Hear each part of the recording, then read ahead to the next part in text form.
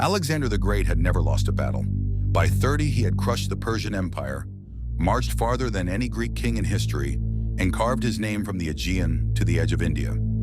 Kings surrendered. Cities opened their gates. Armies followed him across deserts, through mountains, into legend. But the night Alexander finally lost control, there was no enemy army, no cavalry charge, no clashing bronze, just silence. On the banks of a river in India, his soldiers refused to go farther. And in that silence, the most powerful man in the world discovered something he had never faced before. A limit. This is the story of how Alexander conquered the known world, and then slowly lost control of the one thing that made him unstoppable. Before we jump into today's story, hit subscribe and turn on notifications. Follow me as we uncover the hidden battles, secrets, and legends of history that textbooks never tell you. Alexander was born in 356 BC into a kingdom where power was never secure. Macedon was not yet an empire. It was a rough northern realm on the edge of the Greek world, dismissed by Athens and Sparta as half-barbaric, unstable, violent. Kings here did not rule by divine right. They ruled by force, by charisma, by the loyalty of armed nobles who could abandon them at the first sign of weakness. Into this world came Philip II. He was a reformer, a survivor, a man who rebuilt Macedon's army into a machine. The Sarissa phalanx, the companion cavalry, a professional force that could crush anything Greece threw at it. By the time his son was a teenager, Philip had defeated Athens and Thebes. Macedon was no longer peripheral, it was ascendant. And then there was Olympias. She was different, fiercely devout, politically sharp, deeply ambitious for her son. She cultivated a sense of destiny around Alexander. Later sources, Plutarch especially, record stories of omens, of divine parentage, whispers that Zeus himself had fathered the boy. Whether true or not, Alexander grew up believing something exceptional lived inside him. In a court where legitimacy meant survival, that belief was armor. At 13, Aristotle came to tutor him at Mysa. Alexander read Homer obsessively. Achilles became his mirror, brilliant, short-lived, immortal through glory. The Iliad was not literature, it was instruction. Conquest became existential. To live without greatness was to vanish. But his father cast a long shadow. Philip was a conqueror too, but pragmatic. He expanded through calculation and marriage. He drank with his companions. He understood the old Macedonian balance. The king was first among equals, not a distant god. Alexander admired him and resented him. At Philip's wedding to Cleopatra Eurydice, a noble suggested the king might now produce a legitimate heir. Alexander, already recognized as successor, heard the threat. Words flew. Philip, drunk, lunged at his son and fell. The court watched father and heir stand divided. The message was unmistakable. Power in Macedon was conditional. Then in 336 BC, Philip was assassinated. The circumstances were murky. Ancient historians debate motives. What is clear is that Alexander, 20 years old, moved with lethal precision. Rivals were eliminated. Greek cities that stirred were crushed. Thebes rebelled and was destroyed. Its population killed or enslaved. Its rubble left as warning. This was not recklessness, it was survival. 2 years later, he crossed into Asia. At Granicus, Issus, Gaugamela, he shattered Darius III in battle after battle. These were not accidents of courage. They were calculated risks executed with brilliance. The companion cavalry as a spear point, the Persian king as the target. By 25, Alexander controlled the heart of the Persian Empire. But something shifted after victory. In Babylon and Susa, he did not behave like an invader. He performed Persian rituals, retained Persian administrators, positioned himself not as destroyer, but as successor. When Persepolis burned, whether drunk impulse or calculated message, he was already stepping into the role of great king. He was no longer just king of Macedon, he was king of Asia, and that distinction mattered. Macedonian kings ruled through personal bonds. Men who grew up beside them, fought beside them, expected access. Persian kings ruled through distance, ceremony, divine imagery. Alexander began fusing the two. He wore Persian dress, adopted court ritual, demanded acknowledgement unfamiliar to his Macedonian elite. This was not madness. It was political transformation. But the men who marched with him from Pella did not see themselves as subjects of a god. They were partners in conquest. The higher Alexander rose, the more fragile that partnership became. By 25, he had done what no Greek had imagined. He had replaced the Persian king. But in doing so, he had begun moving beyond the framework that made him king in the first place. The boy who grew up on whispers of divinity now stood at the center of an empire stretching from the Aegean to Mesopotamia. Surrounded by ritual and submission, exceptionalism hardened into conviction. He did not just want victory, he wanted permanence. And permanence in the ancient world belonged only to gods. That desire to be more than mortal would shape everything that followed.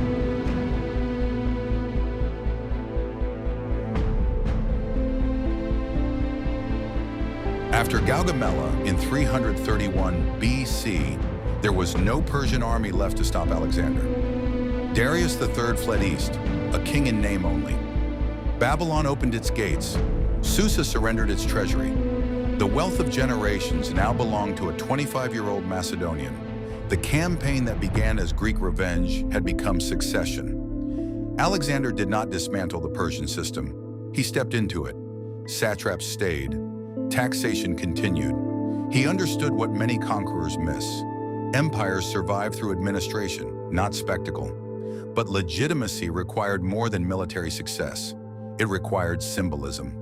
In Egypt, priests at Siwa declared him son of Amun.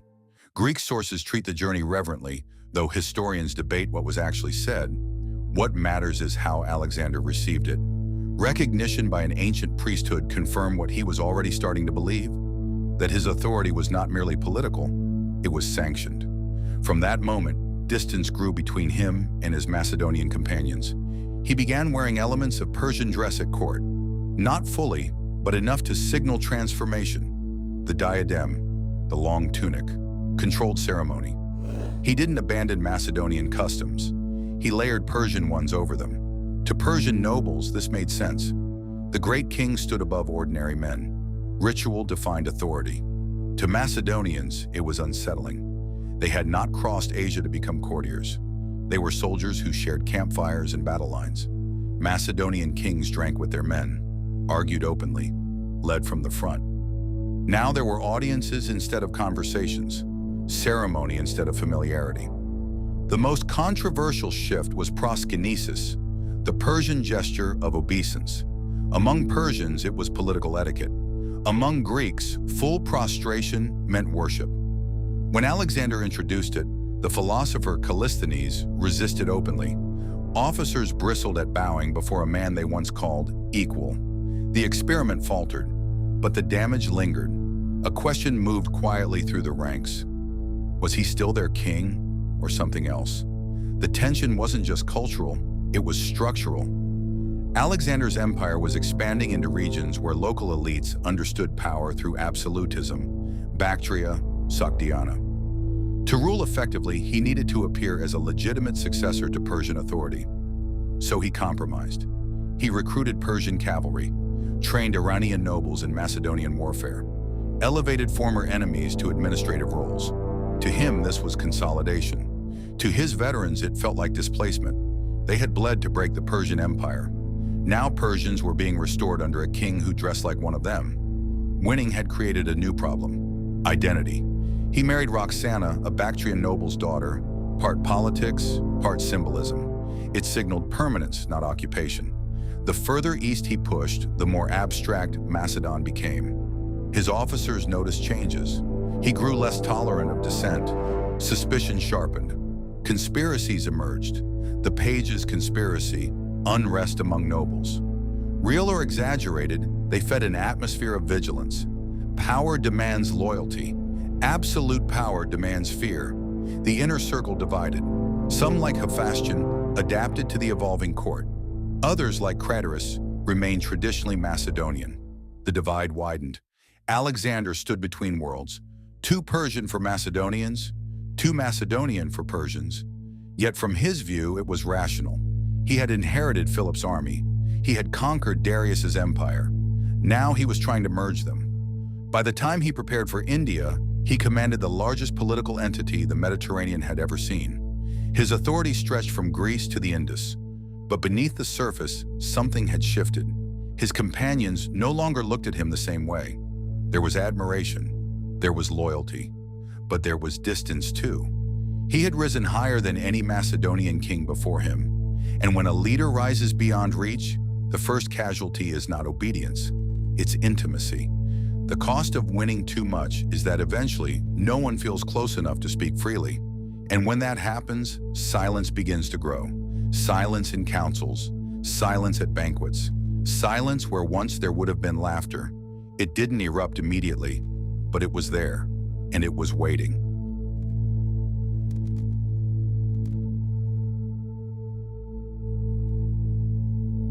By 328 BC, the Central Asian campaign had turned ugly.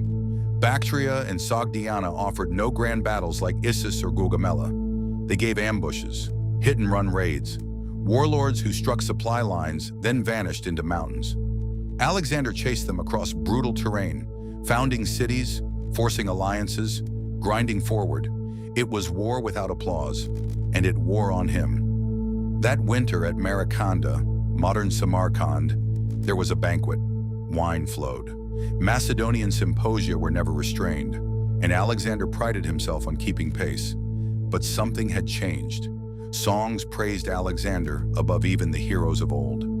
Flattery had grown more pronounced as Persian ceremony crept into court. Not everyone welcomed it. Cleitus the Black was there. He wasn't some jealous subordinate. He was one of Alexander's most trusted companions.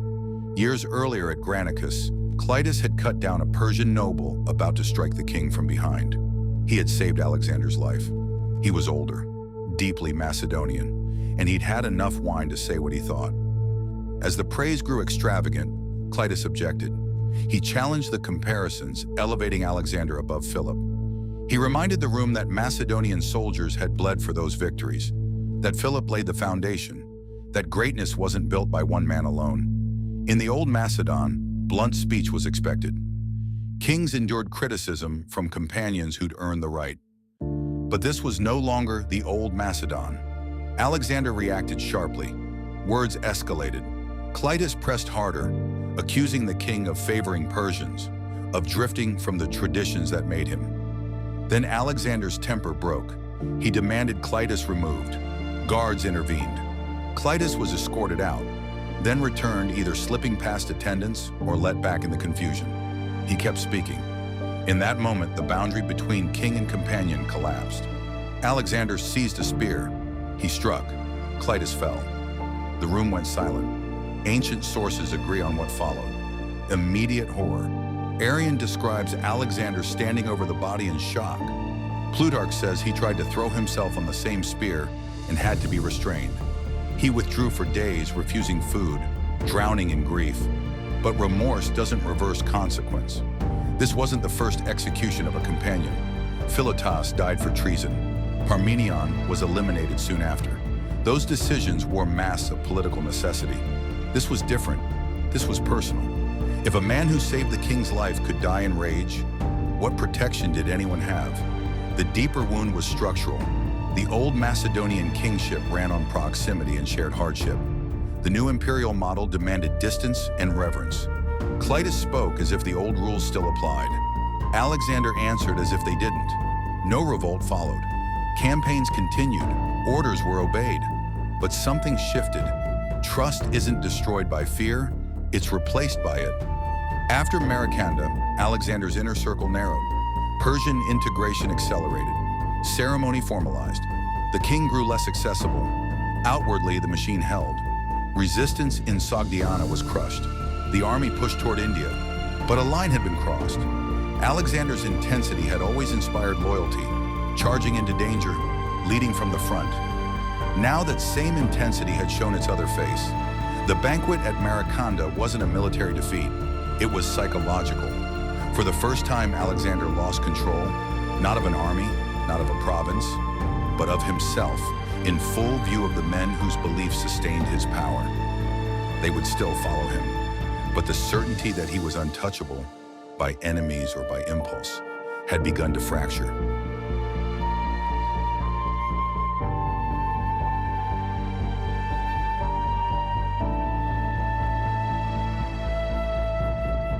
By spring 326 BC, Alexander had pushed farther east than any Greek army in history. The Indus Valley was not Persia. No crumbling empire waited for succession. This was a mosaic of kingdoms, fortified cities, rulers who had never heard of Philip. Geography itself resisted. Vast rivers, thick forests, monsoon rains that turned plains to mud. And still he continued. At the Hyphasis River, he faced King Porus. The enemy had cavalry, infantry, chariots, and war elephants. Animals the Macedonians had never faced in such numbers. Alexander prepared carefully. He feigned crossing attempts, conditioning Porus to expect deception. Then, under cover of storm, he moved upstream and crossed in darkness. Tactical brilliance, classic Alexander. But the fighting was brutal. Elephants tore gaps in the phalanx, crushing men, panicking horses. Macedonian discipline held, but at heavy cost. Rain turned the field to sludge. Casualties mounted on both sides. Alexander won. Porus was captured, wounded but defiant. When asked how he wished to be treated, he replied, "As a king." Alexander restored him as subordinate ally. The familiar pattern: defeat, incorporation, expansion. But something had changed. The army on the Hyphasis was not the army that crossed into Asia 8 years earlier. Original veterans were mostly dead. Survivors bore scars from Granicus, Issus, Gaugamela, Tyre, Bactria. They had marched thousands of miles, endured desert heat, mountain passes, guerrilla warfare. They no longer chased glory, they calculated survival. Alexander saw beyond the river. Reports reached him of vast territories farther east, rich kingdoms, immense armies, lands stretching to an encircling ocean. To reach that ocean would redefine the map itself. Stopping felt incomplete. He called an assembly, spoke of destiny, unfinished ambition, the duty to press forward while momentum held. He framed continuation as inevitability. The response was silence, not a riot, not defiance, just silence. Conus, a senior officer, spoke for the army. The men were exhausted. They longed to see home. There must be an end. He did not insult Alexander. He appealed to reason. Alexander listened and rejected the counsel. He dismissed the assembly, expecting obedience. This time it did not come. The army stood firm. Day after day, no one volunteered to advance. No officer offered to lead east. The refusal held through unity. For the first time in his reign, Alexander met a limit imposed not by enemies, but by his own men. He withdrew to his tent. According to Arrian, he shut himself inside for 3 days, refusing to see anyone. Inside that tent was not a defeated general.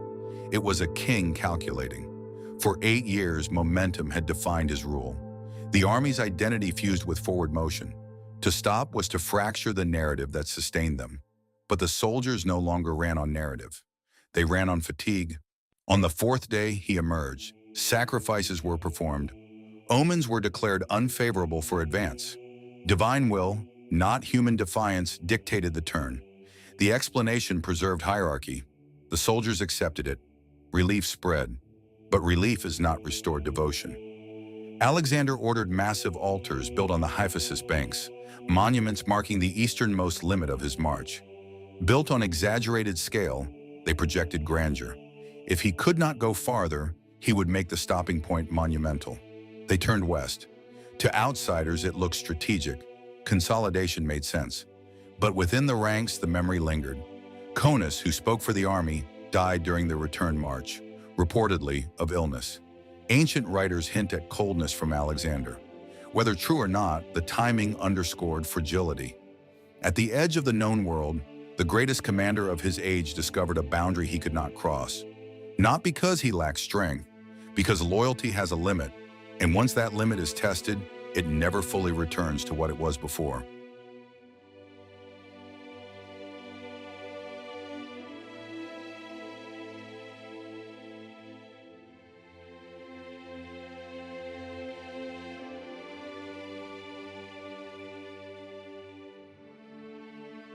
The march south along the Indus was orderly. Alexander subdued tribes, founded cities, prepared a fleet under Nearchus to explore toward the Persian Gulf. On the surface, this was not retreat, it was reconnaissance. But the mood was not triumphant. The Hyphasis decision lingered. The army had forced a boundary. Alexander accepted it, but acceptance is not reconciliation. By 325 BC, the Indian campaign ended. The empire stretched from Greece to the Indus. The logical route home lay through temperate passes north of the Hindu Kush, where supply lines and garrisons waited. Alexander chose otherwise. He divided his forces. Cleitus took a large contingent along the safer inland route. Nearchus would chart the coast by sea. Alexander himself led a significant portion of the army through Gedrosia, modern Makron, a barren region of sand, rock, and extreme heat. Historians debate his reasoning. Strategy? To support the fleet, subdue tribes, prove the region could be crossed? Symbolic ambition?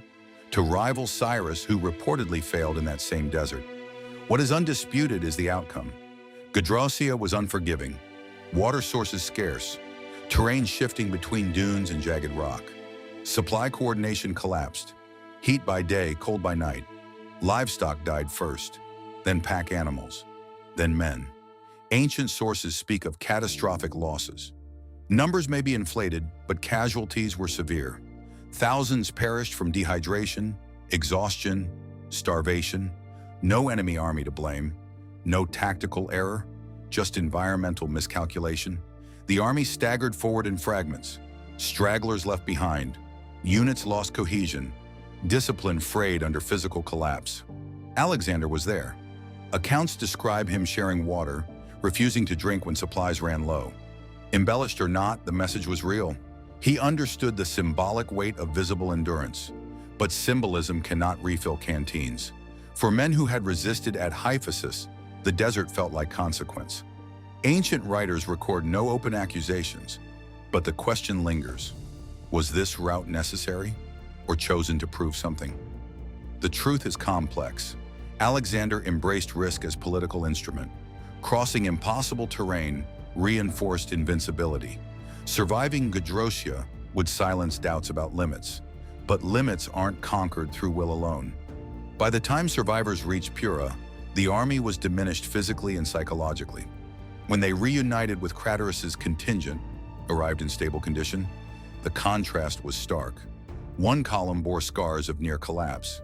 The other endured hardship, not devastation. Alexander celebrated the fleet's arrival, framing the operation as triumph. Land and sea united, exploration achieved.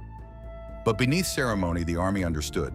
They survived not because the route was wise, but because they endured it. Before Gedrosia, resistance at Hyphasis had been about exhaustion. After Gedrosia, exhaustion became trauma. The desert did not break Alexander. It revealed that ambition, pushed past consensus, demands payment. And payment had been taken from the bodies of men who once followed unquestioningly. Gedrosia left behind more than bones in the sand. It left doubt, quiet, unspoken, but durable.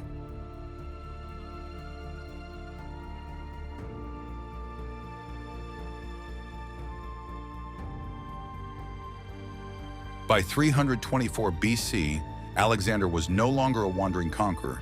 He ruled an empire that required structure.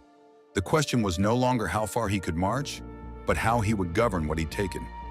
At Susa that year, he staged the mass marriages. In carefully orchestrated ceremony, Alexander married Statera, daughter of Darius III, reinforcing his claim as Achaemenid's successor. Dozens of officers married Persian noblewomen. Thousands of soldiers were encouraged, some compelled to take local wives.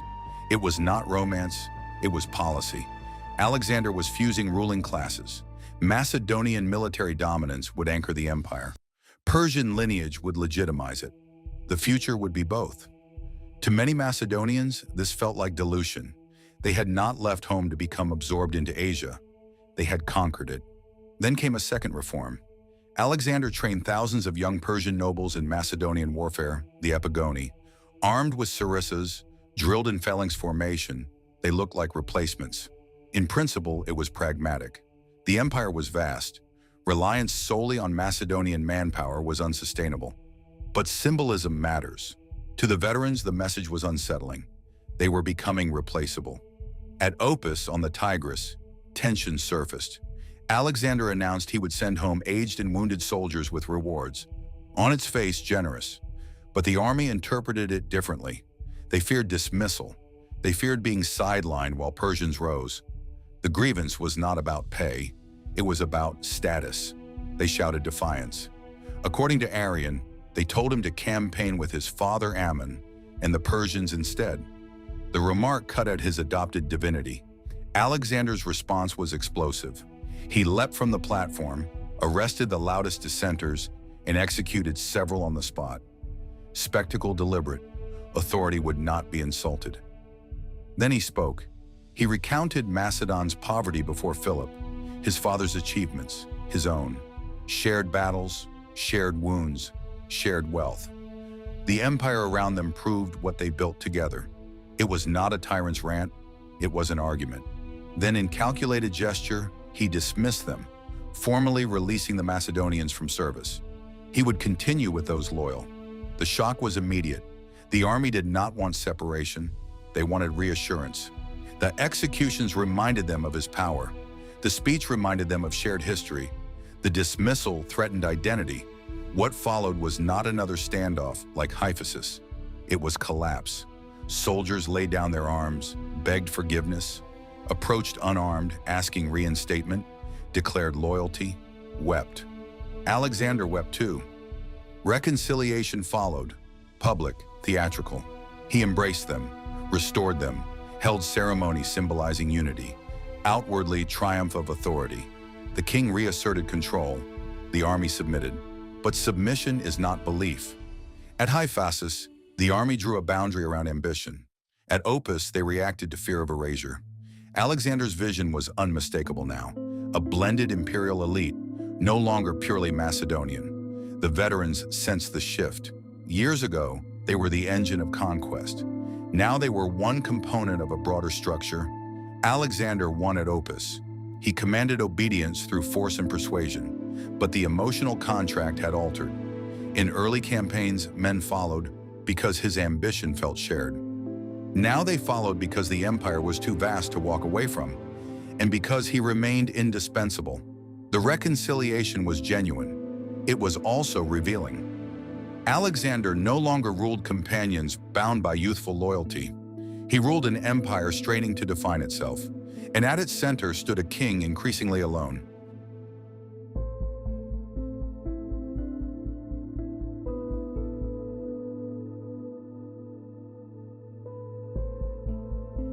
By spring 323 BC, Babylon was no longer a conquered city. It was a capital. Alexander had chosen it deliberately, situated between east and west, threaded by trade routes, offering administrative gravity for an empire stretching from the Aegean to the Indus. The marching years were over. Plans were underway. Arabia was next. Strategic consolidation, not reckless expansion. Shipbuilding intensified. Harbors were surveyed. Envoys arrived from across the Mediterranean. Alexander was 32. He had survived assassination attempts, battlefield wounds, a decade of campaigning. Then in early June, after heavy drinking at a banquet, he developed a fever. The sources differ in tone, but agree on progression. Arrian describes steady decline over days. Plutarch says he kept issuing orders as his condition worsened. There is no credible evidence of poison. Modern historians favor natural causes, malaria, typhoid, or complications from old wounds. Babylon's marshlands bred disease. The fever intensified. At first, he stayed active, discussing plans from bed. Then his strength faltered. His voice weakened. Outside the palace, anxiety spread. This was not merely a sick king. It was a king without an adult heir. Roxana was pregnant, but the child unborn. Philip Aridaeus, his half-brother, lived, but was considered unfit to rule. The empire rested on one man's pulse. As fever worsened, soldiers filed past his bed. They entered silently, one by one, seeing him unable to speak but still conscious, raising his hand in acknowledgement. A stark reversal. The man who led charges across battlefields now lay immobilized. The voice that moved armies now communicated by gesture. His leadership depended on visibility, riding at the front, confronting danger directly. Illness stripped that away.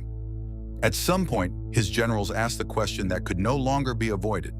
To whom do you leave the empire? The answer, recorded by several ancient sources, was brief: to the strongest. Whether his precise words remain debated. Some say he handed his signet ring to Perdiccas. Others suggest he said nothing clearly.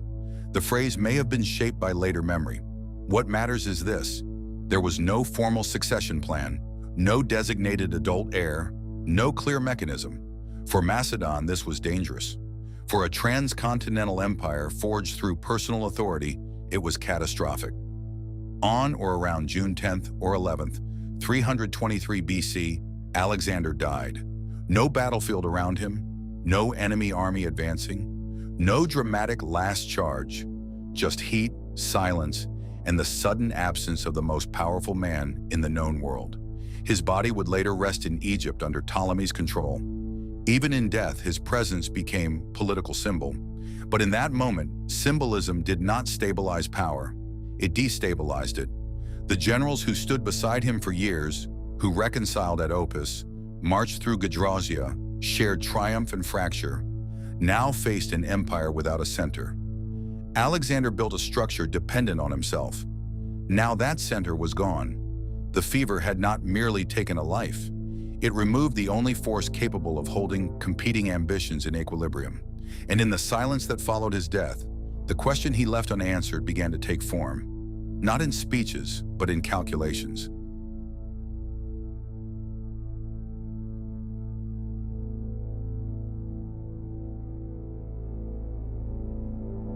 Alexander died in Babylon. The empire did not.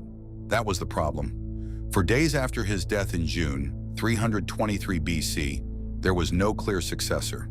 The generals Perdiccas, Ptolemy, Seleucus, Antigonus had commanded armies and governed provinces. None had been designated heir. None held unquestioned authority.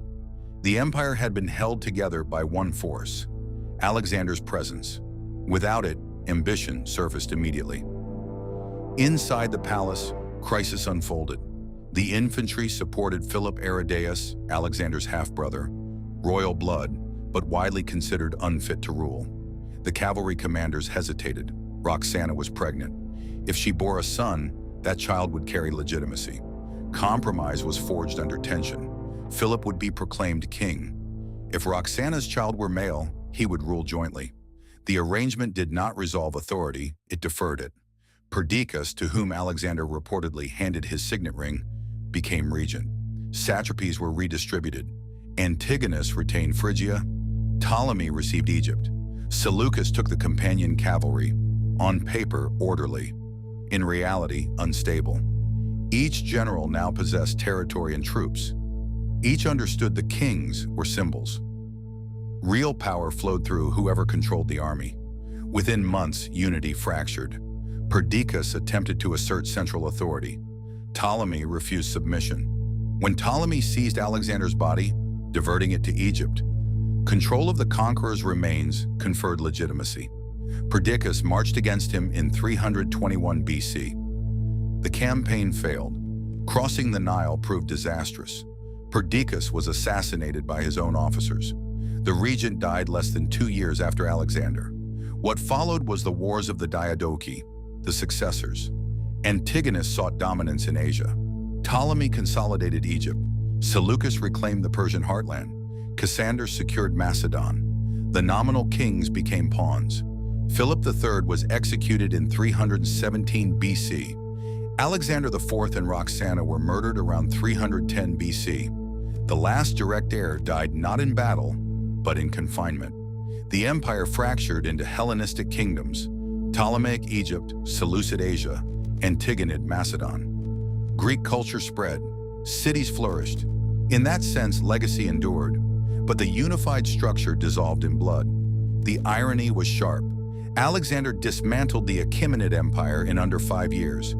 Yet his own generals could not maintain unity without him. He believed in fusion, Macedonian and Persian, East and West. His successors believed in possession. To the strongest became prophecy. Strength, not lineage, determined succession. Strength, not unity, determined borders. No foreign power toppled Alexander's empire. It consumed itself. Not because it lacked territory or wealth, but because it lacked a stable system independent of one extraordinary man. Alexander mastered momentum, tactics, symbolism, ambition.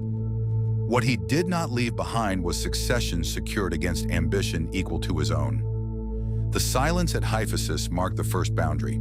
The fever in Babylon removed the center. What followed was inevitable. The empire did not collapse in a single night. It fractured through calculation, rivalry, and the simple truth that power, once unanchored, seeks new hands. Alexander conquered the known world. He could not command what came after him, and in that final reckoning, control proved more fragile than conquest. Thanks for watching. Click subscribe and dive into this playlist next. More untold stories of empires, warriors, and history-changing battles are just a click away.